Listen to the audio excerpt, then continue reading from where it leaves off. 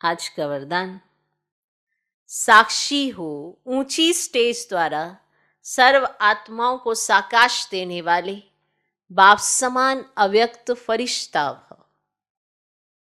चलते फिरते सदैव अपने को निराकारी आत्मा और कर्म करते अव्यक्त फरिश्ता समझो। चलते फिरते सदैव अपने को निराकारी आत्मा और कर्म करते अव्यक्त फरिश्ता समझो तो सदा खुशी में ऊपर उड़ते रहेंगे।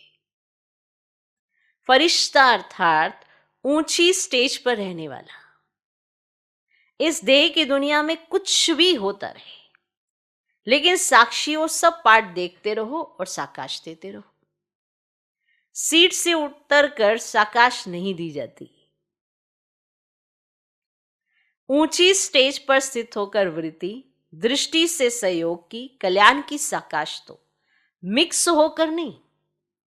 तब किसी भी प्रकार के वातावरण से सेफ रहे बाप समान अव्यक्त फरिश्ता भव के वरदानी बनेंगे।